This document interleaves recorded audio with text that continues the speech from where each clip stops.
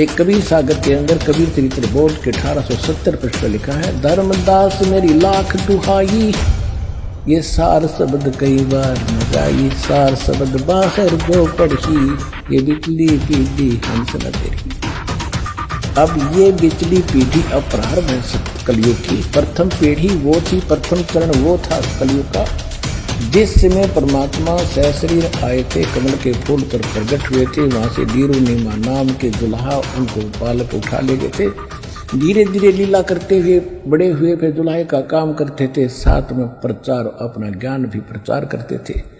64 लाख शेष हो गए थे उस परम पिता परमात्मा के एक धानक के, जो आज से 450-500 वर्ष पहले, यानी 120 वर्ष रहे परमात्मा। 1398 से 1518 तक उनके 64 लाख शेष हो गए थे। ना कोई मीडिया था, ना कोई प्रचार का माध्यम था, क्योंकि परमात्मा एक समय में हजारों जगह प्रकट हो जाते थे। कोई आनिया नो बतानिया नहीं था कि वहाँ भी परमात्मा थे, वहाँ भी थे, कुछ 6 महीना में पता लगता कौन कहाँ थे। ऐसे कन्वेंस थे। तो ऐसे 64 लाख से समाल के हुए थे। तो कहने का भाव यह है कि उस परमात्मा ने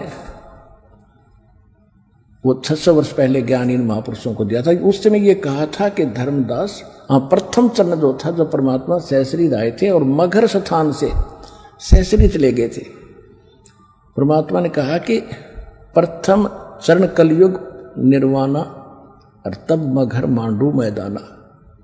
कबीर सागर कबीर वाणी 137 पृष्ठ पर ये वाणी लिखी है। और इसमें यह भी लिखा है कि कबीर वाणी के अंदर 136 और 137 पृष्ठ पे कि 12 पंथ नकली चलेंगे मेरे नाम से, और 12वें पंथ का प्रवर्तक गरीबदास जी होगा। उसके द्वारा मैं अपनी महिमा की वाणी पुनः प्रकट करवाऊंगा। उस वाणी को कोई समझ नहीं सकेगा, ना गरीबदासी समझ सकेंगे, ना कबीर पंथी समझ सकेंगे। उस पंथ में मैं ही आऊंगा, फिर गरीबदास वाले पंथ में, फिर सब पंथों को मिटाकर एक पंथ लाऊंगा। ये दास बेच दिया अपना कुत्ता परमात्मा ने अपने बच्चों को भौंक भौंक कर जगाने के लिए, और वो ज्ञान दे दिया सारा।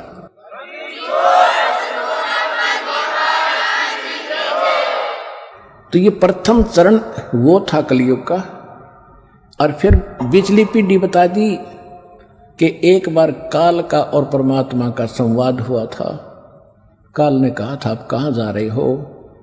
पहले तो बकवास करी थी, तो भगवान के सामने इसकी पार नहीं बसाई, तो इसने फिर फरियाद करी थी कि परमात्मा कहाँ जा रहे हो?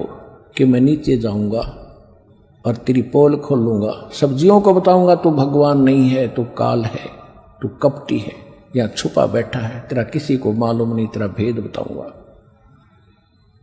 और सतभक्ति दूंगा जो मेरे को मालिक ने दी है। परमात्मा अपने को छुपा कर यहाँ लीला कर रहे थे। यदि उस काल को पता चल जाए ये स्वयं भगवान खड़े हैं, तो कलेजा फट जाता, उसका हार्ट अटैक हो जाता। तो इसलिए मालिक छुप कर आए, अपना भेद छुपा कर अपने आप को एक दास बताए कर यहाँ लीला करे हमारे लिए। तो उसने कहा कि आप क्या क्या करोगे? कैसे करूँगा? एक सतनाम दूंगा और सबको पार कर दूंगा। सब यहाँ से तेने क्या हाल कर रखा है, इनका हाहाकार मचा हुआ है। तो फिर इसने विनय की थी कि 3 युगों में जीव ना ले जाना भगवान, 4थे युग में कितने ले जाना।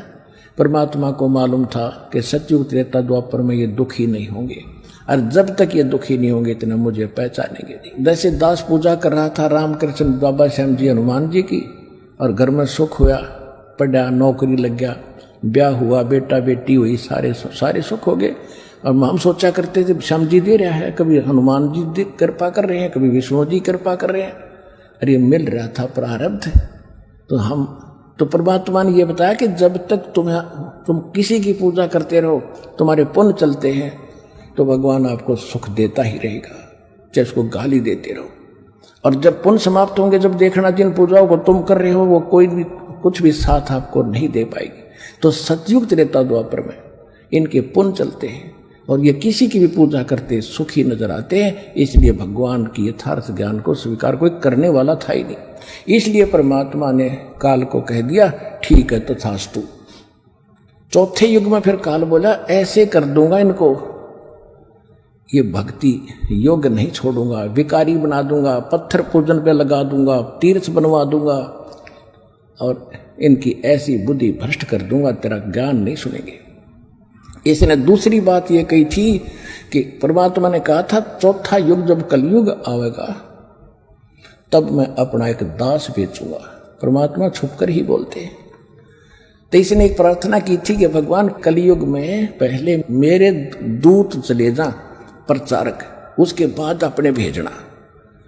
परमात्मा बोला तथास्तु भाई, चलिए अभी तेरी मान ली। उसने चतुरता तो यह करी थी कि सब नहीं सा कंडम करवा दूंगा, झूठे पंथ बना के नकली नकली पंथ चला के ये हजूर साहेब और फलाना साहेब क्या करेंगे, कख इनके पास नहीं, तो सारे भक्तिहीन होकर मेरे मुख मांगेंगे। परमात्मा को मालूम था कि पहले अगर इसके दूत नहीं जाएंगे तो फिर हम बिनता कैसे बताएंगे। परमात्मा बोले तथास्तु। अब आप देख रहे हो आज तक के जितने ऋषियों ने जो अनुभव बताया वो पुराणों में विद्यमान है। आज तक के जितने पंथ चल रहे आचार्य शंकराचार्य, इनका ज्ञान आपके पास है। ये राम और कृष्ण तीनों देवताओं ब्रह्मा विष्णु महेश की पूजा बताते हैं, इनको फाइनल मानते हैं। और ये जितने निरंकारी पंथ या और जैसे हिंदू धर्म में चल रहे हैं ये, और या राधा स्वामी पंथ से निकली हुई सच्चा सौदा सिरसा वाले पंथ, ये क्या ज्ञान बता रहे हैं, ये सतलोक की महिमा गाते हैं। तो मालिक को मालूम था कि मेरा दास बाद में जाएगा, और ये अपना अनुभव बना बनू कर इनकी पुस्तकें छप चुकी होंगी, फाइनल हो चुका होगा। फिर वो बोल नहीं सकते कि हम ये ज्ञान नहीं देते, हम ये नाम नहीं देते। मेरा दास जाएगा, इनकी पोल खोलेगा, ऐसा इंस्ट्रूमेंट दूंगा उस दास को बना करके।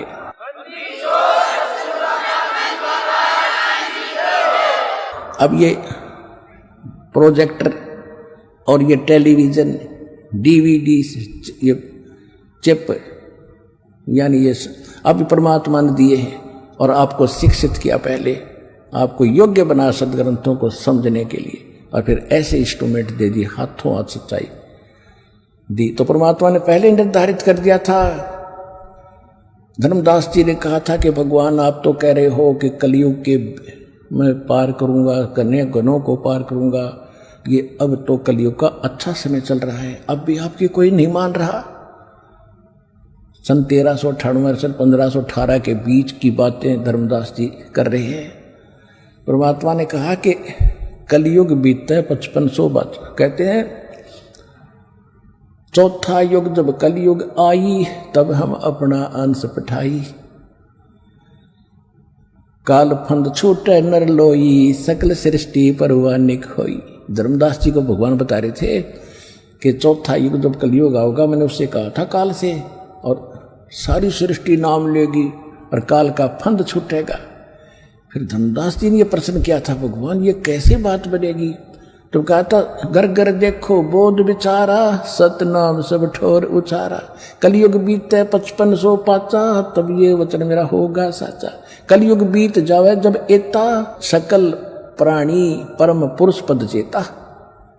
ओए होए, कितने गूढ़ रहस्य इनके अंदर चंदवाणियों में, कि 5505 वर्ष जब कलयुग बीत जाएगा तब ये मेरी बात सच्ची नजर आवेगी। धर्मदास जी जो मैं आज कह रहा हूं कि पूरे विश्व में घर घर में मेरी चर्चा चलेगी, घर घर में सतनाम की चर्चा होगी, भक्ति किया करेंगे।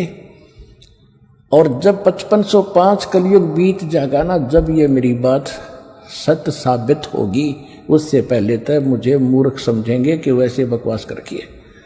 सारी सृष्टि उस परम पुरुष पद चेता, गीता अध्याय नंबर 15 के श्लोक नंबर 4 में जिसके विषय में कहा है कि तत्वदर्शी संत की प्राप्ति के उपरांत परमेश्वर के उस परम पद की खोज करनी चाहिए, जहां जाने के बाद साधक फिर लौटकर कभी संसार में नहीं आते, और केवल उसी की पूजा करो, वो परम पद।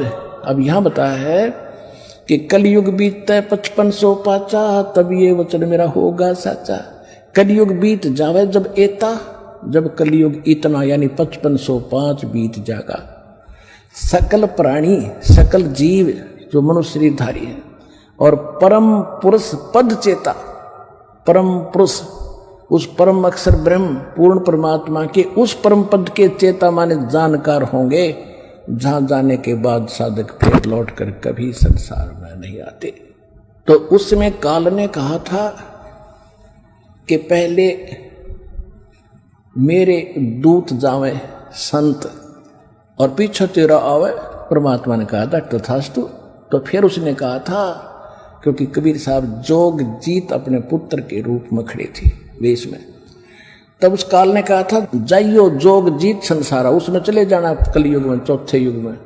और जीव ने माने कहा तुम्हारा, जीव तुम्हारा कहा न माने और हमरी ओढ़ हो बाद बखाने। और क्या कहा था कि तीर्थ व्रत और धाम बनाऊं या विद जीवों को भरमाऊं, और अनेक पंथ चलाऊं या विद जीवों को भरमाऊं। और फिर परमात्मा ने कहा था कोई बात नहीं, तो आप अपना काम करना, हम अपना करेंगे। तो आज आप देख रहे हो काल ने भी कसर नहीं छोड़ रखी। अभी कुछ दिनों में कितने पंथ चल गए। ये राधा स्वामी पंथ जैसे काबली की करोगी तो कितना उग गया, क्योंकि अंग उग गया करे, घटिया चीज जो होती है जिसकी कति जरूरत ना, योड़ंगा झाड़ी बोझड़े, तो ये अपने आप उग गए।